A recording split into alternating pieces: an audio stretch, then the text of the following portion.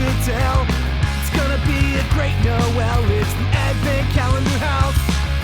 Muppets, Batman, Smurfs, and even Garfield's Halloween. We're gonna take a trip down memory lane. Frosty, Rudolph, and a bunch you've probably never seen. It's Mike and pals that come to entertain. Turn the knob and lift the latch for fun and laughs that can't be matched. And just beware the icy patch. It's the Advent Calendar House. Welcome to the Advent Calendar House, the podcast that's wrapped in lead because while I think you're super, I don't trust you. Well, after this year, we've all earned a holiday break, especially those superheroes who tirelessly protect our planet and other planets from catastrophe. So join us as we journey faster than a speeding bullet back to 2003 to spend Christmas with the Justice League. Well, most of it anyway. This is Comfort and Joy.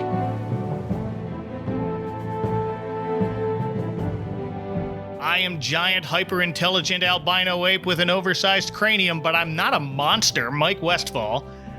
And joining me is intergalactic snowball fight champion whose attack strategy is limited only by his imagination and personal strength of will.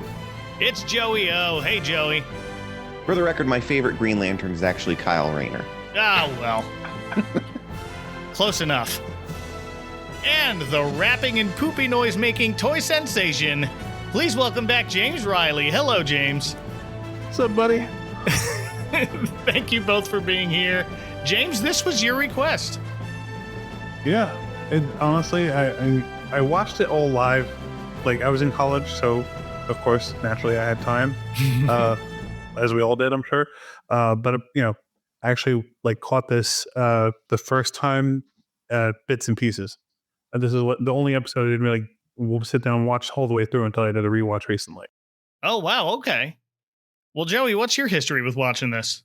I mean, I watched all of Justice League when it aired. I was all in on all of the Bruce Timm verse from, obviously Batman Animated, day one, all the way through Justice League Unlimited, which was just wonderfully bonkers and complicated and a great show. And Freakazoid too. Yeah. Well, that doesn't count. Not with that attitude. So I know I watched it, but I hadn't seen it in years until you talked about it on another podcast like 2 or 3 years ago. And I went back and rewatched it. Oh, that's right. On Tis the Podcast, they did basically all of the DC animated specials in one go in one episode. Mm-hmm. So we did Christmas with the Joker. We did that. We did there were 5 of them together. I don't remember all of them, but yeah. So I hadn't watched it in probably years and years and years until 2 or 3 years ago. I rewatched it after I heard you talk about it on a podcast. So it was slightly more fresh in my mind watching it this time around. Yeah. First time I had watched Justice League very sporadically around 2003. I was working 2 jobs at the time, so my work schedule was all over the place.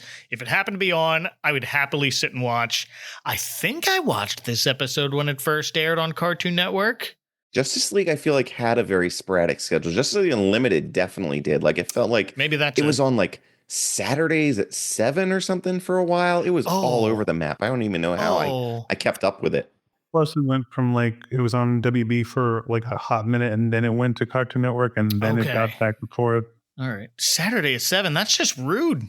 I feel like maybe or Sundays, but I know it was on a weekend evening at one point. It was really hard to have. You had to work to keep up with Justice League Unlimited, if I remember correctly. Yeah. At the end of its run.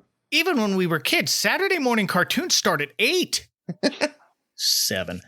So Comfort and Joy first aired on television on December 13th, 2003. I emphasize television because it premiered at Wizard World, Texas on November 21st, followed by a Q&A with Paul Dini, who wrote this episode. And I believe this is the only episode of Justice League he wrote. I mean, we talked about Paul Dini in the Gotham Knights episode of Advent Calendar House. And one of my all-time favorites, huge fan of Paul Dini for years. And such a fascinating career he's had, going back to I forget if I said this last time, he was writing the like bios of the Masters of the Universe toys Oh, that's right. when he was really young in his career, like Filmation Wow. stuff. And Bruce Timm was drawing the little comics that came with the He-Man figures as well back then. Oh, that's right. Yeah, so that was like the very beginning of his career all the way to, everything he's done ever since. Mm-hmm.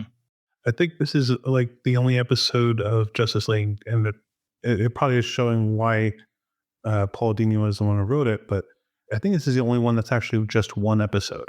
Like everything else, Justice League and Justice League Unlimited. Oh, that's right. They were all two-parters except for this. Yeah. Yep. 2 or 3, actually. I think right after this is the second season finale, which actually ended this.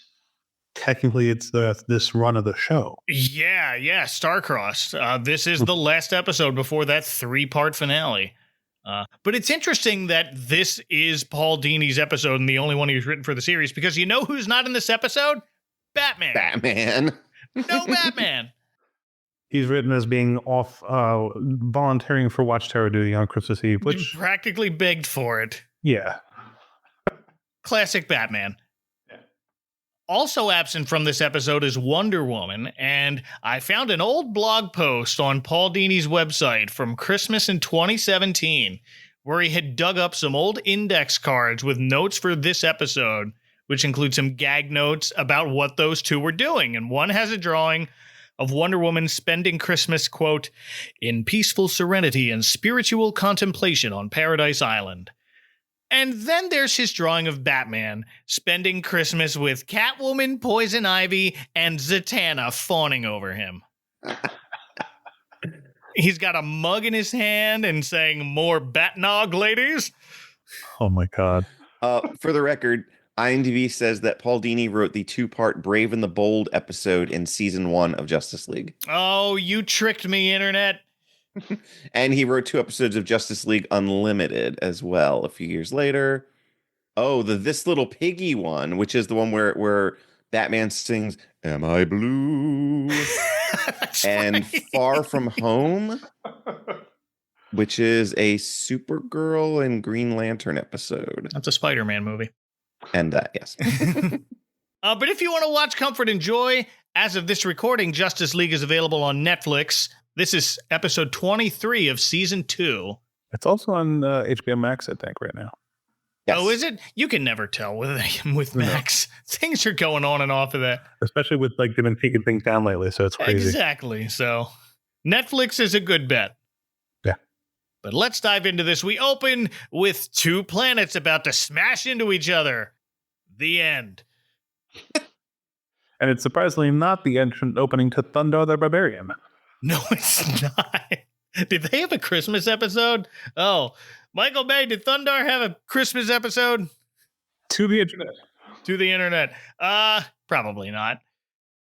On the smaller icy planet of this pair in the middle of a blizzard, we find Martian Manhunter communicating with someone who lives on that other planet below that he and his teammates are doing everything they can to save their world from getting Majora's Masked.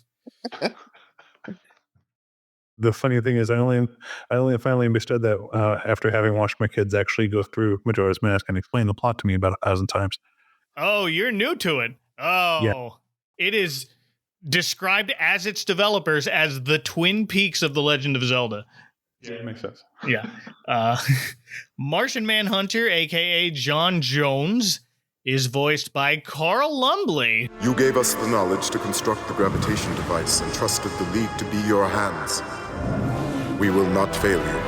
Who's got a very rich filmography, but I'm going to guess that besides this, he's probably best known to the audience of this podcast from Alias as Marcus Dixon. Yes.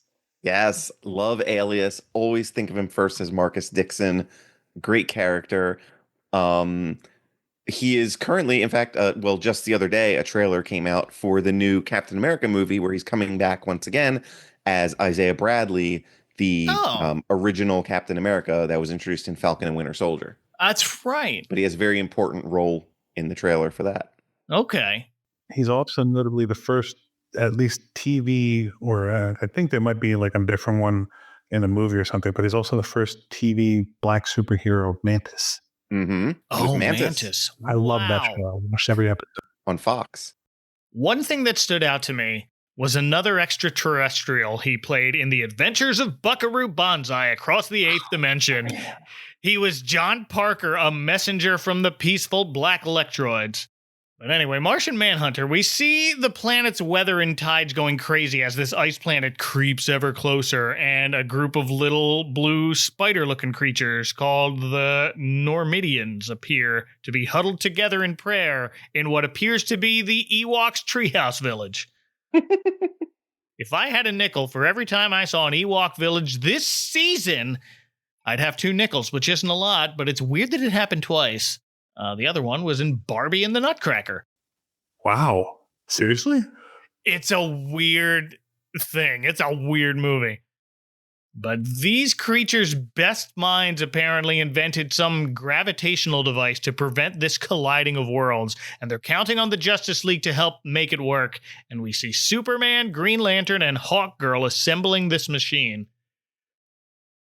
And the way they're putting it together, one piece on the bottom, then the middle, then the top, did it remind you of the Shrine of the Silver Monkey from Legends of the Hidden Temple? Yes. That is Okay, the good. first thing you divine. But also, it's like you got Martian Manhunter sitting there. He's like, I'm communicating with these beings, and they're telling me all this other stuff. And I'm thinking to myself, okay, well, that's all well and good, but first off, how did they come across these plans? Do they know that it's going to work?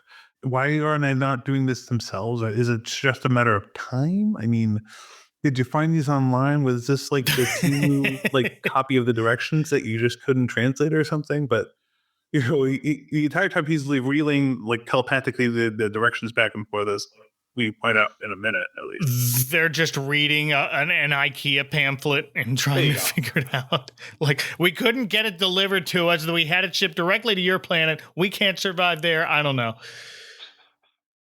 So after it's assembled, the Flash quickly wires it up and turns it on. Status report, Flash. Just keep beaming those instructions into my head, John. I should have this baby up and running right about now. The voice of the Flash, and I was shocked to learn this, is Michael Rosenbaum, Lex Luthor from Smallville.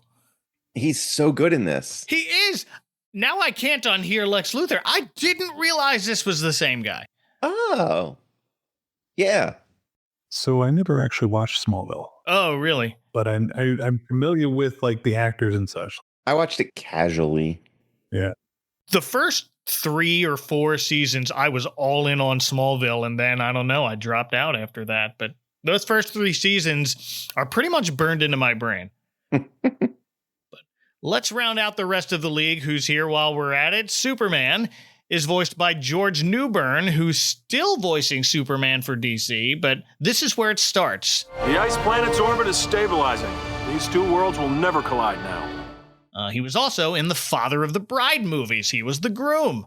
He's been in a lot of stuff. He's one of those, like, white dude actors been around forever. I mean, the original voice in these before Justice League was Tim Daly, Yes. who I prefer just because I like wings. Well, sure. But they're pretty close. They are. Yeah, he does a good job bridging that gap. George Newbern was also the voice of Theodore Rex. And he's the English voice of Final Fantasy villain Sephiroth. What a trio of characters right there. Yeah. Hawkgirl is voiced by Maria Canals. You fly through space all the time, but sliding down a snowy hill makes you shriek like a child? Probably best known as the mom on Wizards of Waverly Place. Yep. She's also on The Proud Family as Sunset Boulevardes. And she voiced Miles Morales' mom on Ultimate Spider-Man. Oh. And Green Lantern, this is the John Stewart Green Lantern. That's John with an H. That'd be a very different show. But no, Green Lantern is voiced by Phil Lamar. Each winter, my grandmother would take me sledding in the park. It was the best part of Christmas. Who is in everything. Yes, somehow, though, this is the first time I'm talking about Phil Lamar on this podcast. Because you haven't gotten any of the Futuramas yet? Yeah, I guess that must be it. Yeah, I haven't done Futurama yet. At the risk of being here all night, is that how you know Phil Lamar the best? I mean, the first time I remember being aware of Philomar is because he was on Mad TV. Yeah. Exactly. I think his first break is in Pulp Fiction, though. His first like break in Hollywood is Pulp Fiction. Mm-hmm. But the first character I might think of him playing is Jon Stewart or Hermes.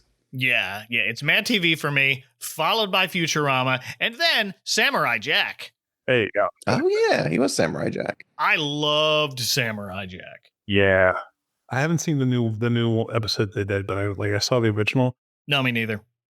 When I initially was watching the show and looked up the cast later on and saw that it was basically the brown package guy, I think they and I say brown package, I mean like they actually had the UPS uniform guy like running around like crazy back and forth. So, but yeah, it was just like that guy. Are we? Like it's a turn, but okay. It's great. It's great. So this gravitational machine creates a force field around the ice planet that pulls it away from the other planet, out of harm's way, and as Flash observed, Nice way to kick off a Christmas break. I second that. and Superman is the only one of the group who concurs because Manhunter and Hawkgirl don't really know a lot about Earth holidays. And Green Lantern's standing off a little ways from the rest of the group, telling them to go ahead, he'll catch up with them later, but Hawkgirl flies after him. And when Flash asks John if he's got any holiday plans, he says the holiday has no meaning for him, and Superman decides he wants to do something about that. But first, we find out why Green Lantern wanted to stay behind. It's to go shredding on the ice planet on a ring-powered snowboard. I mean, who wouldn't really? Oh, I can't blame him. If you had the ability to do that on a planet made of ice, yes, do it, of course. But Hawkgirl, who's watching him amused, points out, you fly through space all the time. Why does this make you shriek like a child? And Green Lantern explains he got nostalgic about spending Christmas with his grandmother, who'd take him sledding. Hawkgirl still doesn't understand what's so special about playing in the snow, so GL shows her by using his power ring to build a snowman. I think that the romance between these two characters was definitely like created for this show. I don't think that was anything from the comics, much like the Batman and Wonder Woman relationships they eventually got into on Justice League. But I remember that Green Lantern and Hawkgirl were definitely a thing on Justice League for a long while. Yeah. Yeah, I mean, from what I remember, this is the first episode I watched that I was like, that's where they like either hinted or just like outright said this is what they're doing. So, or at least no, it was the one before that, wasn't it? It was the one. Yeah, this one's not. They don't really like say it, but I mean, you see it later. But it's very flirty. Oh yeah. Green Lantern's making your classic 3 big snowballs piled on top of each other snowman, and he has to project buttons, a face, and sticks for arms to complete the illusion. But the snow's real. Close enough. Yeah. If I could build a snowman that quickly, I would build a whole bunch of them. Just a whole Christmas village's worth. I would do the Calvin and Hobbes thing. Just a whole murderous army and them just racing down the hill. Oh, yeah. Oh, just a whole gallery. Beautiful. Happy birthday. You should have done that. Oh. Winter Terrence, follow me. Next, Green Lantern shows Hawkgirl how to make a snow angel. Which she was not impressed by. I thought that was No, because she has wings. Yeah. It's the correct reaction from her. Imagine showing a snow angel to someone who's never seen one before, who also has wings. But Green Lantern's reaction to Hawkgirl's ride is to hit her in the back with a snowball. Hey, what was that for? It's supposed to be fun. Okay, let's have fun. And swings her mace into the snow and covers him in a pile of it. Now we're talking. I want to see a superhero snowball fight. There you go. Which we don't get to see because we cut to an orphanage back on Earth in Central City. He'll be here any minute, kids. That jolly man in the red suit is coming to pay his Christmas visit. Ho, ho, ho. And in streaks Flash with a hearty ho, ho, ho to the kids' delight. Which is kind of odd because canonically in BC, there is a Santa Claus. and he bothers the hell out of Darkseid. He's the only one who will actually go into Darkseid's place, drop a lump of coal on him, and run. I love that. Yeah, no, we don't get to see the real Santa here. Well, he's off delivering coal to Darkseid. That's why. There you go. That's why we don't see Darkseid either. Can Darkseid use the Omega effect to turn coal into diamonds, perhaps? Oh. I mean, I'm sure you could try. Hasn't thought of it yet. This orphanage caretaker's name is Mrs. Saunders, and she is voiced by Kimberly Brooks, who voiced Barbara Gordon in the Arkham video games. And she is Princess Allura in the Netflix Voltron. That's where I know her from. Oh, okay. Well, I had daughters at just the right time, so I know her best as Doc McStuffin's mom. But apparently Flash visits these orphans every year and gets them a present, so he asks them what they want this year, and they bring him over to the TV as a commercial comes on for this year's must-have Christmas toy, DJ Rub-a-Ducky. This was like Poochie meets Turbo Man. Yes. Oh my goodness, yes. Like, we're about to get into it, but basically the Flash is stuck in Jingle All the Way. Yeah, he is. Plot. It's a dancing duck toy that raps like the Fat Boys. And just sits there and farts.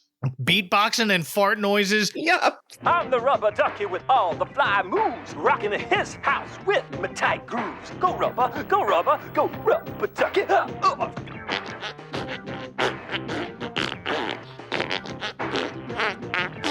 Little too much emphasis on the fart noises.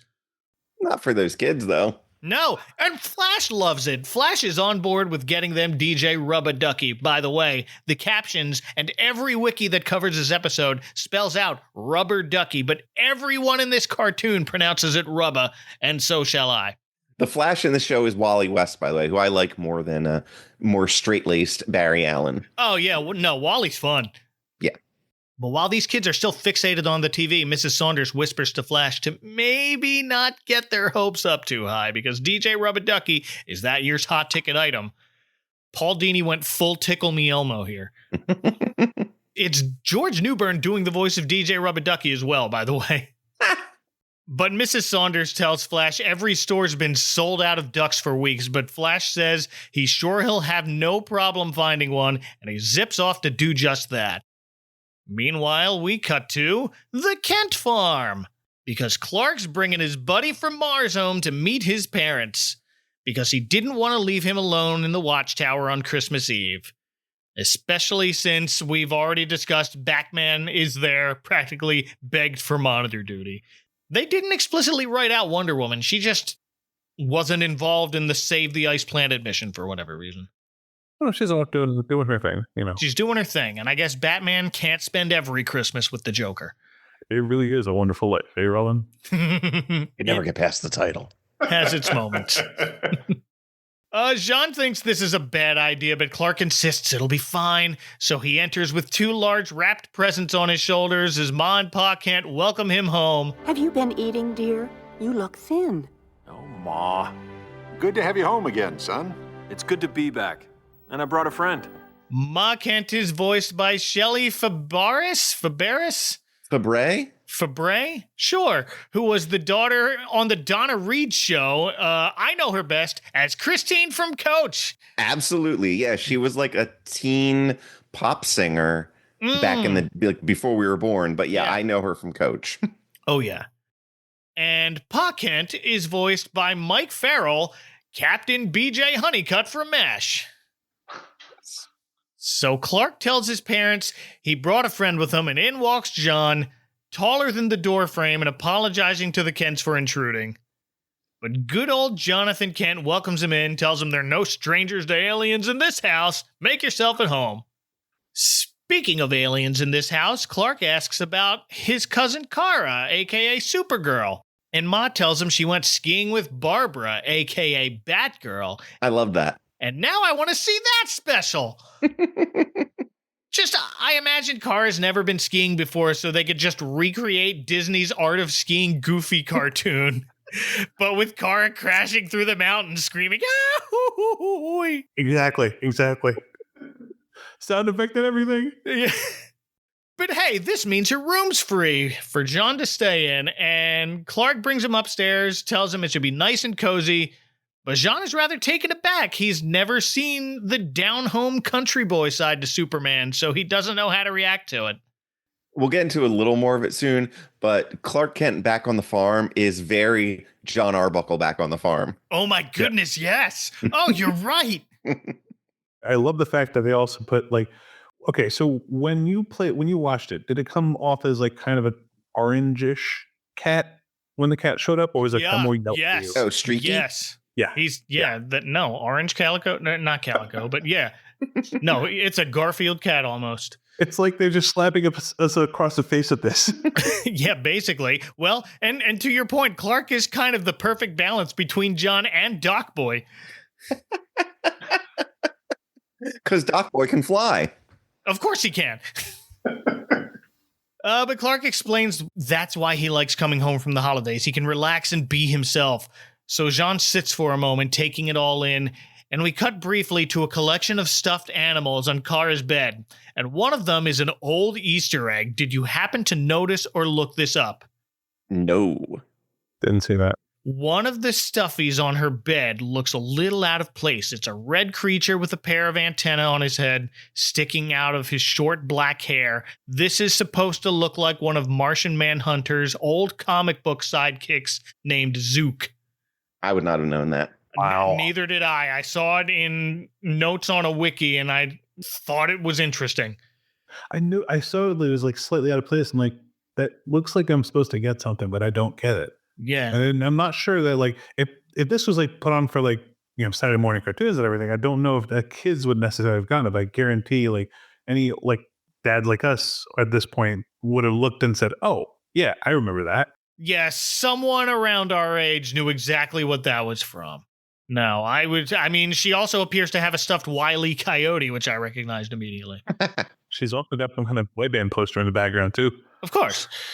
Yeah. And then here's the Kent family cat, Streaky, walking in, taking one look at Jean and hisses at him and runs away. Kitty.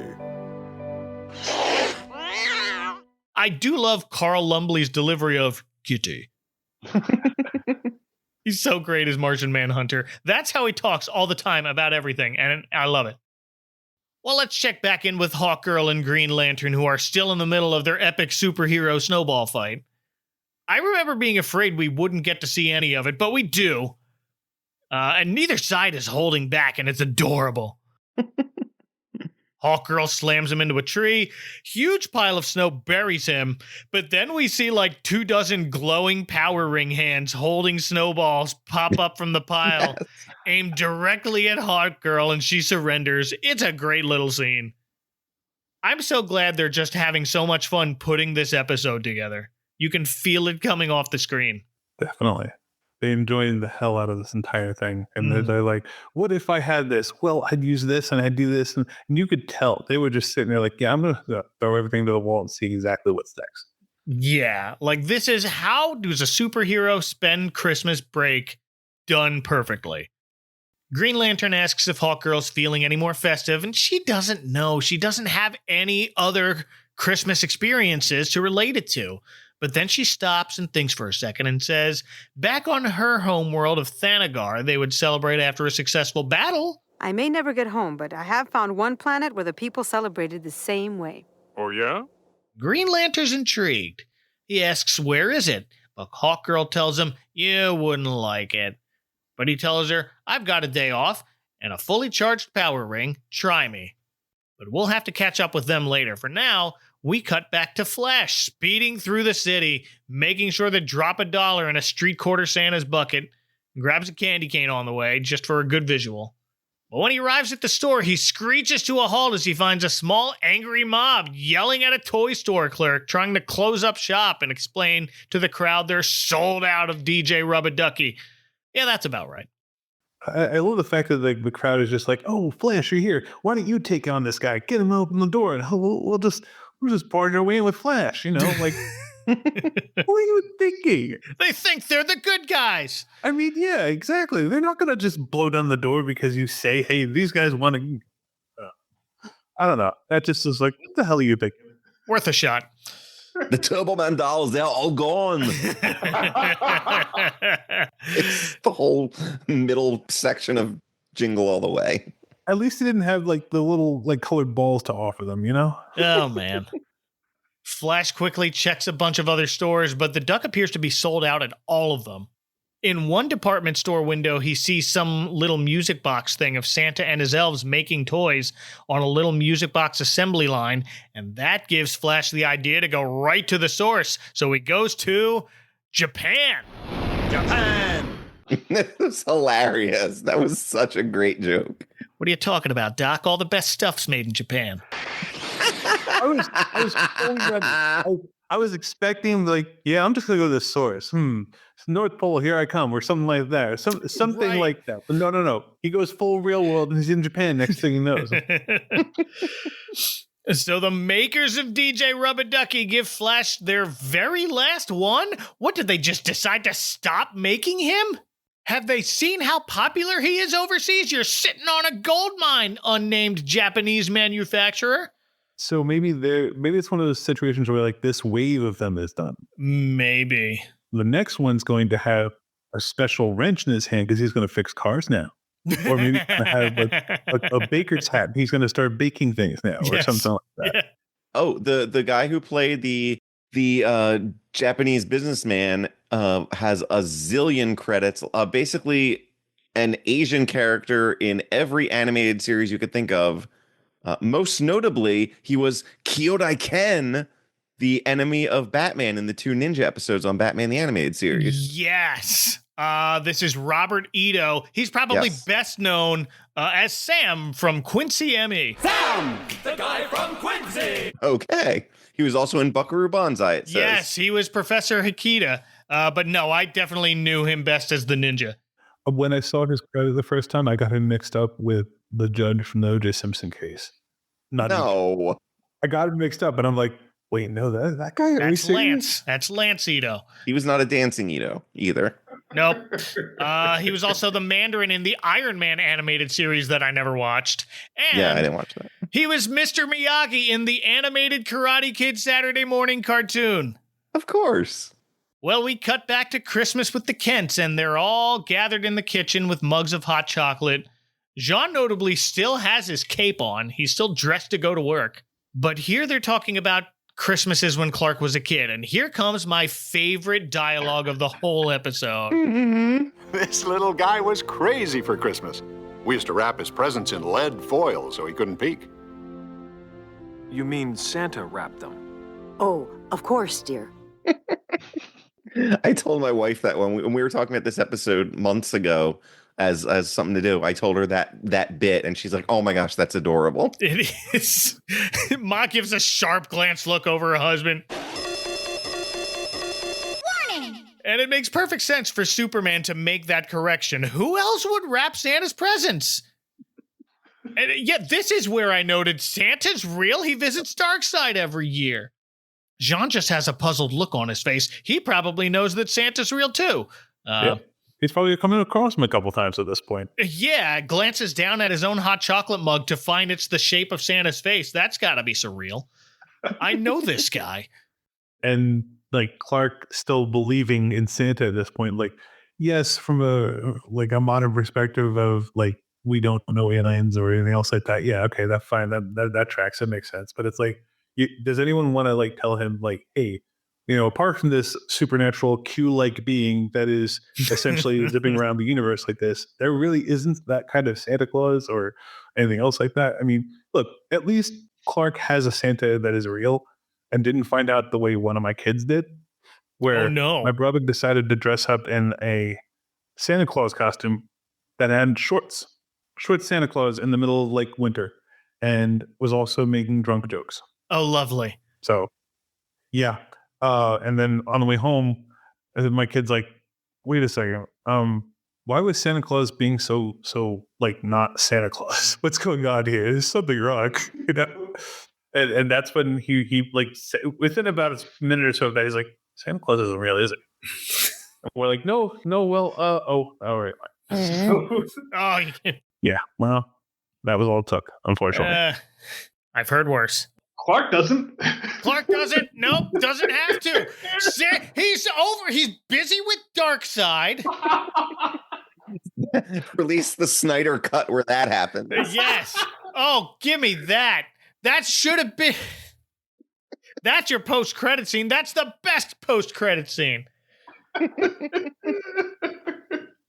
You just have Darkseid's armies all getting up and gathered. It's like defending the apocalypse planet. They're all just like they're just surrounding all the fires, everything else like that. Well, they're all ready to go. All of a sudden, you see Santa Claus show up next to him, tap him on the shoulder like freaking Bugs Bunny, and just like, all right, feel it.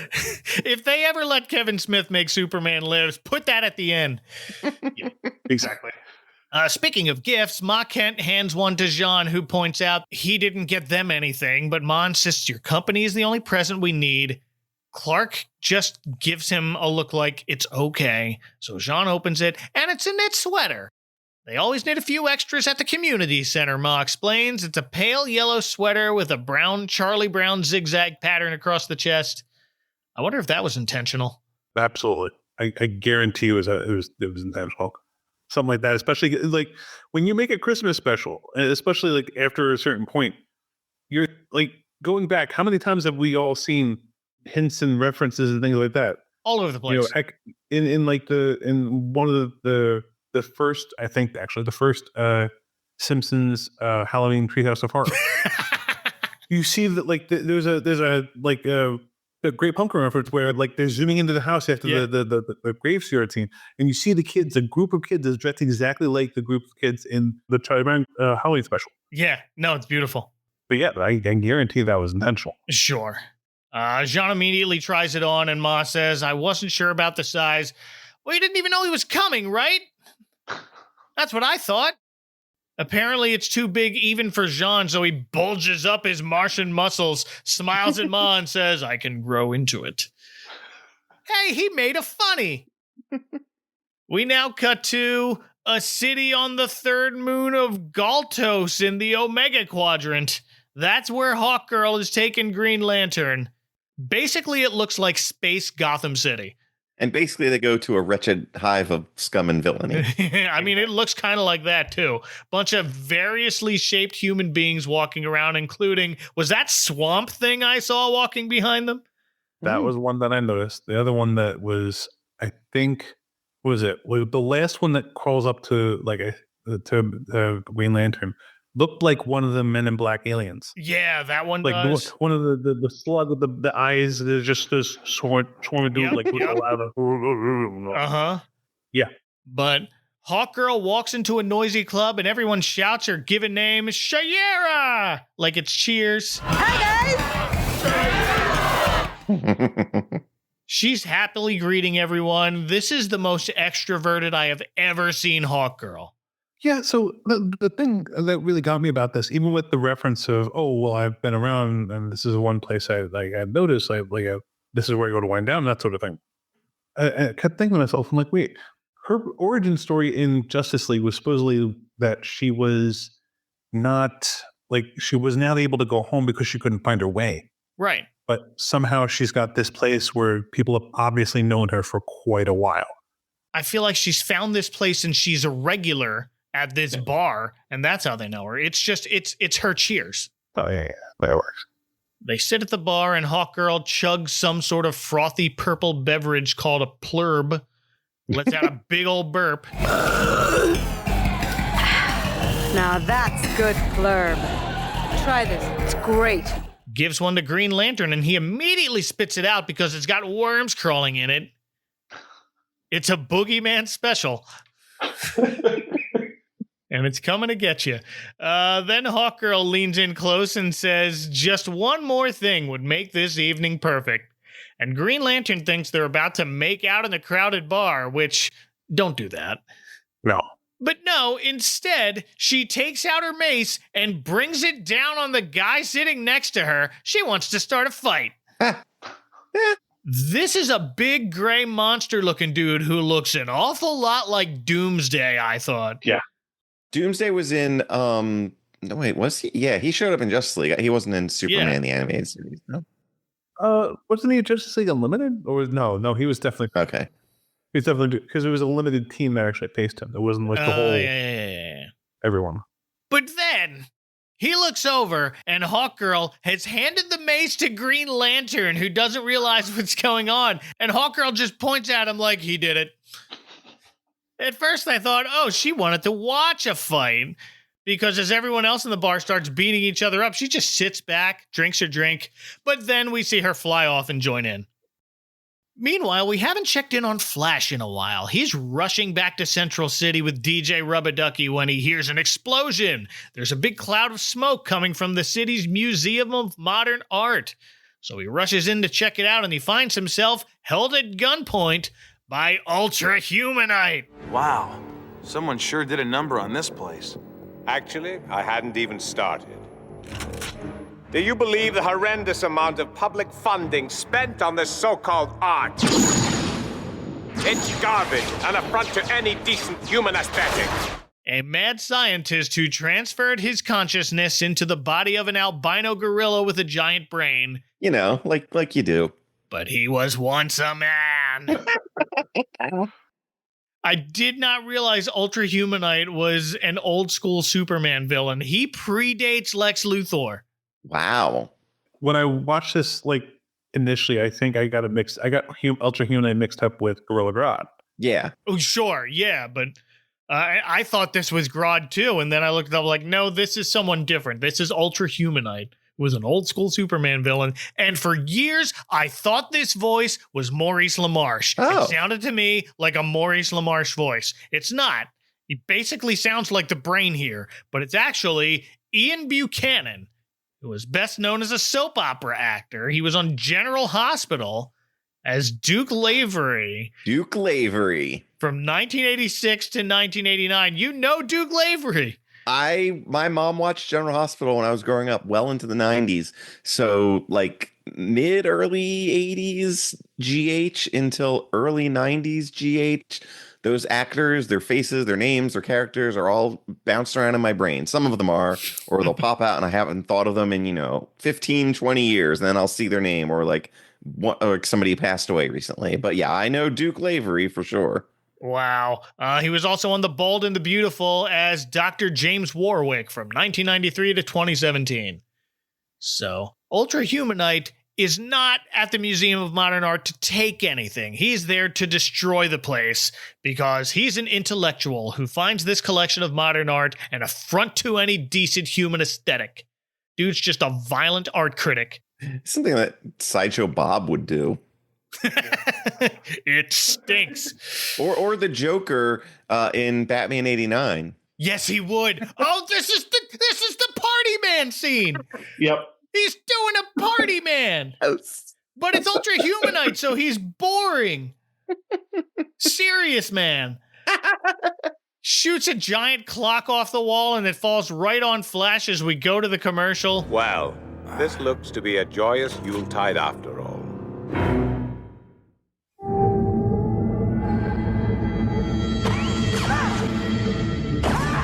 We'll return with more Justice League on Cartoon Network. This Power Blast ketchup tastes awesome. I wonder where they got it. There's an energy flux on planet Bendan. I'm getting a reading. It appears to be a rare type of spicy and tasty ketchup. Right. Power Blast ketchup is now at Burger King. Now in every big kid's meal, you can get one of your favorite Justice League toys and watch Superman roll, Batman rise, and Wonder Woman lasso. There's 8 toys in all, so you can start upholding truth and justice at Burger King today. The night before Christmas, an Oreo cookie's waiting for a special guest. I'll just take a little rest. Ho, ho, ho, who's that kid with the Oreo cookies? Eating all the luscious chocolate, licking all the creamy middles, dunking all the crunchy cookies like he did when he was little. It's so hard to hide the kid inside with Christmas and O-R-E-O. Bisco.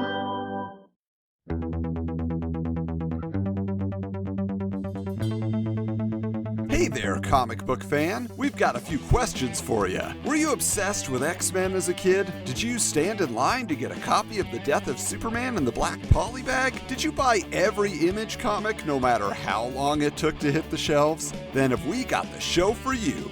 Wizards, the podcast guide to comics, is the podcast where Adam and Michael re-examine the 90s comic book boom through the pages of Wizard magazine and explore the world of gimmick covers, massive crossover events, and find out if those 20 copies of X-Force #1 you stashed in your long box really did put your kids through college. And that's not all. We also bring you exclusive interviews with former Wizard staff members who tell behind-the-scenes stories from the guide to comics that defined a generation in our special series, The Wizard Files. And wait, there's more. You'll get mini episodes with 90s comic book reviews and more nostalgic fun. Wizards, the podcast guide to comics, is brought to you by the Retro Network every Wednesday. So subscribe today on your favorite podcast app. And remember to keep your books bagged and boarded.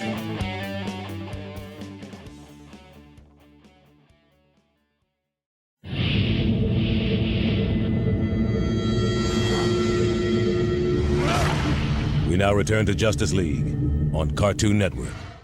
And when we return after those messages, Ultra Humanite aims his ray gun at Flash and shoots, but of course he misses because it's the Flash, who not only zipped out of the way, but he also yanked out the gun's battery. So Flash knocks him down, but he falls right on top of DJ Rubberducky, smashing him to 3 rather clean-looking pieces. It might be okay, Flash. You could just put him back together. You wired up a gravity machine to pull a planet out of the way in like 3 seconds. Well, as Flash told us during that, he's like, oh, thank you for feeding me in the directions, because otherwise I'd be lost. True. Yeah, he doesn't have the instructions here. He can run and get them real quickly, though. Ultra Humanite does point out it's a paltry bit of plastic and crude electronics, but Flash is really bummed. He says, don't you remember what it's like to have your heart set on something and that awful feeling when you didn't get it? And just as I expected, Ultra Humanite's answer is yes, and I usually have you and your teammates to blame for that. But no, Flash is talking about Christmas, and Ultra Humanite sounds very Scrooge-like here. Oh, that garish hollow charade.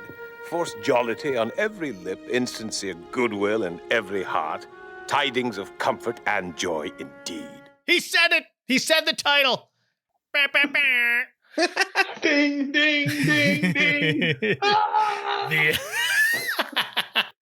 But Flash tells him if you're so keen on representing human advancement, you should be all in on passing along goodwill, especially to some orphan children who really need it. You could have a chance to grow up and pay it forward. And to show he really means it, as Ultra Humanite puts the battery back in his gun, Flash tells him, You can go ahead and use that thing for all I care. I couldn't feel any worse. Whoa, Flash. That's dark. Yeah. The thing about the Flash in this instance of the Flash, he's always shown to be like the bright, bubbly, like, hopeful one. So like this is all the more like, this is dark for you, dude. Yeah. And Ultra Humanite simply says, as you wish, but instead of shooting him, he knocks Flash out with the gun. Flash wakes up on the floor of some back room where Ultra Humanite is sitting at a desk fixing DJ Rubberducky. Flash's speech about passing along goodwill really spoke to him. His heart grew 3 sizes to match his brain. And he calls for a truce in honor of the season. His heart grew 3 sizes, true, but I really hope it didn't grow too big, because that would be bad and we'd have to call the doctors. Yeah. Ultra Humanite adds, not only is he fixing the toy, he's improving it. And Flash asks, it's not going to blow up or anything, is it? And he replies, Flash, it's Christmas. Okay, but why did you hit me? You hit me first. I mean, true, you kind of asked for that one. Yeah, good reason. We now cut back to Jean looking out a window at the snow-covered town of Smallville, which sits at the foot of a big snowy mountain. I thought we were in Kansas. Noted Great Plains State, Kansas. I mean, it's right next to, like, known strip mining location, Iowa, where Kirk was born. It's a great view, though. It's beautifully drawn. But Jean decides to go get a closer look, so he turns invisible, sort of semi-transparent, I guess, so we can still see him. But he phases through the floor, checks in on the Kents, who are doing the dishes, and then into the living room to find Clark, trying to peek at his presence, but he sighs and disappointedly whispers to himself, Lead. That makes me crack up every time. But John slips out of the house and flies into an almost deserted downtown Smallville, where he decides to take a walk as a civilian, and for the first time in this series, we see Martian Manhunter assume his disguise as Earth human John Jones. Yep. Where'd he get that name? I don't think he ever decided he needed to go off and hide as a human ever, because in this instance, like when the show started, the whole thing was like his introduction to us as, hey, I'm a Martian. I'm just going to look slightly less Martian-y, like no head thing. Just right. Up until now, he's never really changed into something else just because he doesn't need to. It's not like, it's more like Odo from Deep Space Nine, where he's like, I'm assuming a form just because this is the one I learned to assume. I don't need to assume something else. So that's all. Yeah, it's just comfortable. But some passersby wish him Merry Christmas, and he gives him a polite wave. And then his telepathy kicks in as he passes one particular house, and he looks up to a lit window to find the silhouette of a little girl thinking to herself, There is too a Santa Claus. I know he's real. He has to be.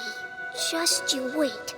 He'll eat the cookies I left out like he does every year. And Jean morphs back into his familiar green self, flies up to this girl's house stop, lands loudly enough to wake her up, and reaches down the chimney to take a cookie. And in tribute to his comic book lore, it's an Oreo, his favorite. I love that. I don't know at what point in history that was decided that Martian Manhunter's favorite food is Oreos, but it just always has been. I actually got these white chocolate covered Oreos that'll only be able this time of year. Is like, oh man, dude. The things are like crack. For white Martians. Like, yeah, exactly. There it is. Yeah, like Miss Martian. Like Miss Martian. They probably have mint chocolate chip ones that you can get with that. Yeah, they actually do. Well, not covered in chocolate chip, but like it definitely like the chocolate. Oh. No, but I mean the chocolate. Yeah, fine. There are a million flavors of Oreos now. It's ridiculous. Oh yeah, it's out of control. Damn kids, and there are too many flavors. I ain't complaining. Pumpkin spice Oreos, yes. Sure. They're good. Game of Thrones Oreos they had. Really? What did they taste like? Dragon. Oh. No, they did have Game of Thrones Oreos that just had like the logos on them. Probably like Pop Rocks in them or something. Sure, Dragon. So Jean's final stop is a church where he can hear the choir sing, It Came Upon a Midnight Clear. And he just stops and listens. And we see his expression change as he takes in the song. And then we cut back to the bar fight. What a great cut. It was so quiet and peaceful, and then sudden burst of loudness and people punching each other.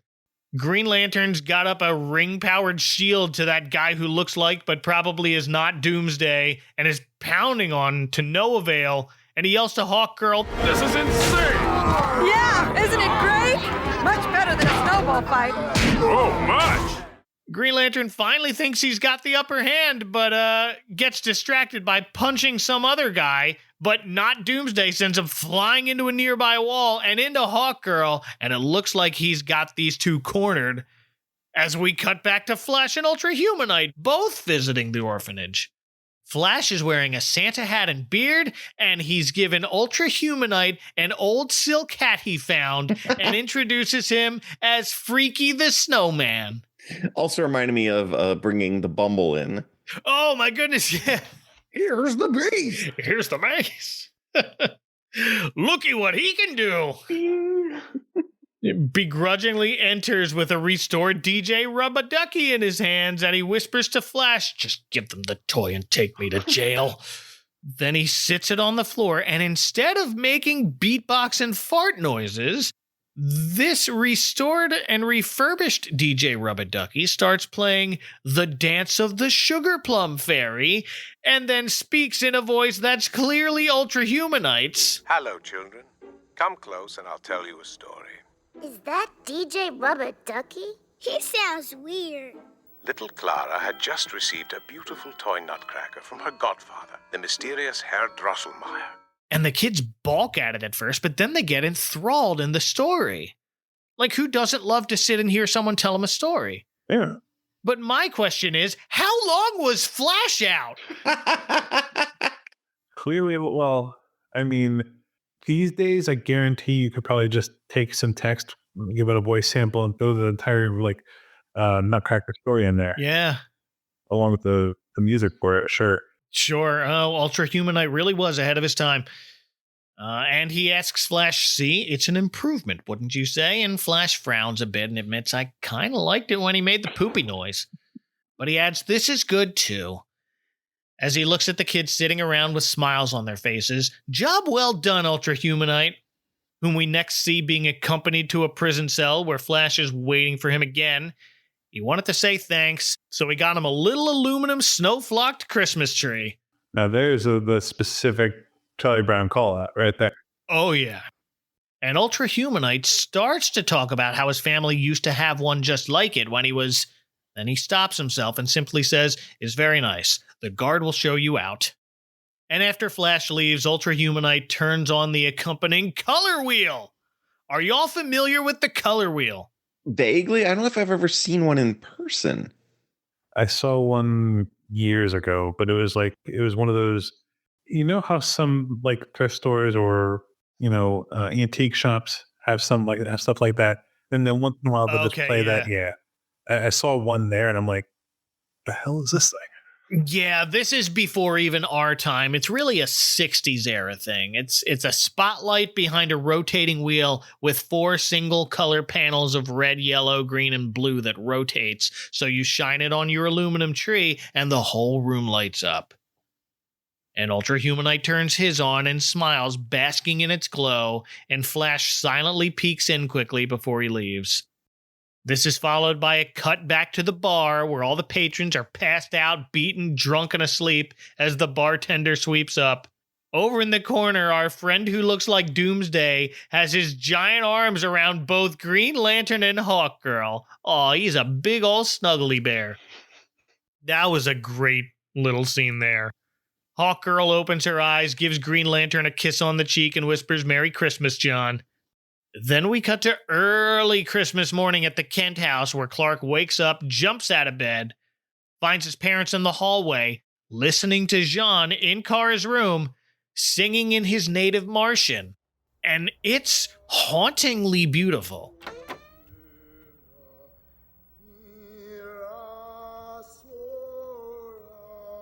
And he said he didn't bring a gift. Yeah, at first I was like, it felt like maybe he should be singing a real Christmas carol, but it's just a really interesting choice. Because it sort of like throws you at first. Like, what is he? You're trying to figure out what he's singing. And he's holding Streaky the super cat. That's the best part, though. He's petting the cat.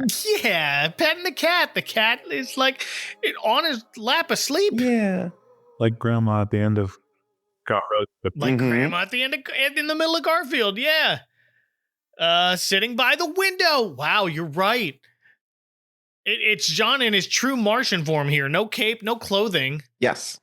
I like that it's his native Martian, and it's just something has clicked in his head, and this is the sort of feeling he has to relate everything he's witnessed to. So this works for me. And it kind of blends together, too. It's not like he's singing some kind of weird, like, too off mood. He definitely read the room and is like, this matches, this is perfect. This is good. Yeah, this is what this feeling is. As we watch the sunrise outside the farmhouse on Christmas morning. Wow, it really is Garfield. Yep. Yep. And that's it. That's how they both end. What a touching little episode of the dang Justice League show. This was such a pleasant surprise when I first watched it, and it holds up. Yep. Absolutely. So I think, like, the one thing it reminds me of overall. Besides Garfield? Besides Garfield. So I don't know how much you guys ever watched like Law and Order. Yeah, bits and pieces. I used to have a roommate who was really, really big into Mariska Hargitay. Who among us? So this is from my family and I, we were homeschooled. So when we were sick, mom would just put on AMC, and at the time it was like back to back Law and Order all day. And one of the episodes that kept coming up, obviously it's so formulaic, you can jump in at any point, you can actually see most of, you can figure out where they are, what's going on. But there's one episode that I think was like 93 or 94. It was Benjamin Bratt and Lenny Briscoe. The hell is his name? Anyway, basically, it's a season 6 finale where they decided, let's just throw the entire formula out the window and follow everyone after they've finished watching like a death penalty case and badly for their defendant or something. And they all go their separate ways and they all do their separate things on this one day. And, some of them go and go off and hang out with their family. Some of them go out and hang out with other friends, or they just wander into a bar or something. But that's really what it reminded me of. Mostly because it's a self-contained story. It's the only one in all the Justice League episodes, but it's also we're not off following them for any particular reason. They're all doing their own little story and things like here and there.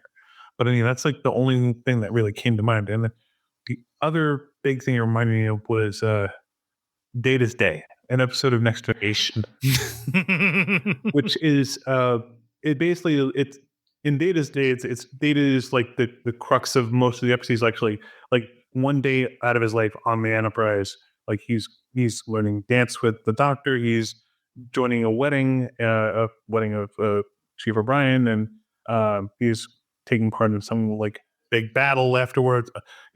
All kinds of little things, a little spice of life kind of things. Yeah, that does make sense now that you describe that. Any other final thoughts on Comfort and Joy or the Justice League series in general? I loved this episode. This is wonderful. I mean, this is what Paul Dini does best as a writer, that he finds the humor in these characters while not losing the heart of what they are. It's totally, it's a little goofier take on Clark, but it's not totally out of character in any way for Clark Kent. So he's just really great at finding that kind of balance in his writing and his character work. And I just loved this episode. Like I said, I watched all of Justice League. Justice League Unlimited is thought of as just an incredible piece of what you can do with the expansive DC universe and all these characters, and is really well regarded. I haven't seen any of it in forever and ever and ever, but just love all this stuff. And it was really great to briefly revisit some of it again. Absolutely. This is amazing. Again, it's a great episode overall, but it's a fantastic episode. I'm not going to say it's the best episode, but not because I have any fault with it, but because there are so many great storylines that they had in both Justice League and Justice League Unlimited. Justice League Unlimited, my favorite was the one where they went they bounced around time. You had Batman meet the teacher. Yes. You meet Terry McGinnis. Now it's a slightly altered one because of course times have been messed with, but still it's that is a good one. No, time travel shenanigans are always my bread and butter. Yes. This episode is a great example of what I was hoping to accomplish with this podcast. I watch these TV specials year after year because they remind me of being a kid at Christmas. It provides, as the title says, comfort and joy. This was the perfect name for this episode because that's exactly what it makes me feel. But thank you both for uniting for this important meeting at the Advent Calendar Hall of Justice. And if people want to dismantle your favorite toy and make it recite the Nutcracker, where can they find you on the internet, James? Well, I'm still on Twitter, holding out hope that maybe one day I'll find the way home. Wait, no, that's the wrong show. That was the show that I did last season. Yeah. And we loved it. Not enough Captain Archer references, but it was a good show. Yeah, well. But no, I'm on Twitter at Your Buddy Skooky.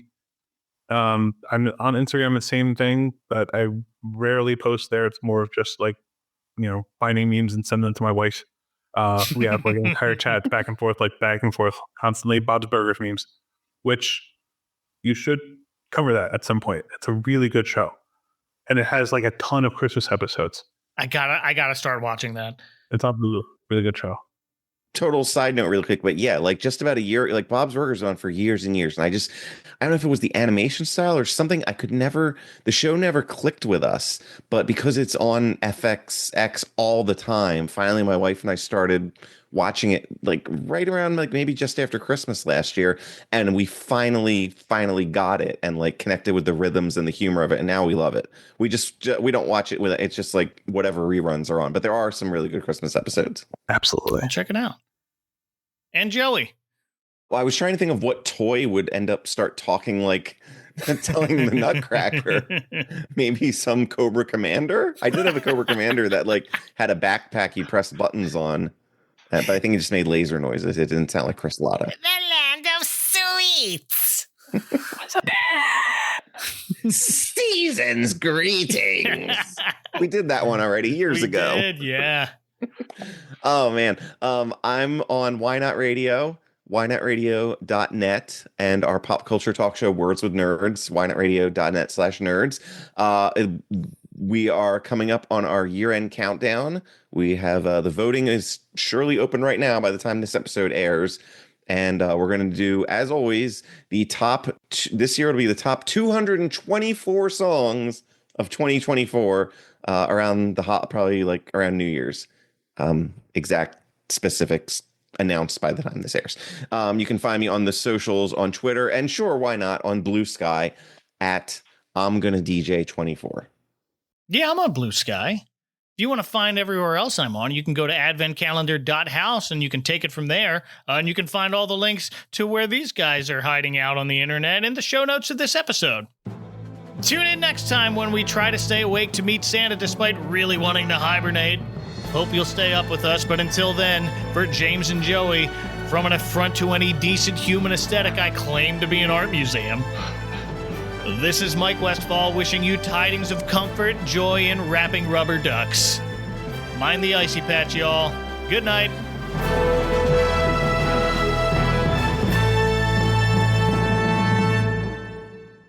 Next time on the Advent Calendar House. How come we never had a Christmas? Bears hibernate during Christmas. There's always a first time. Santa and the Three Bears, a USA special presentation.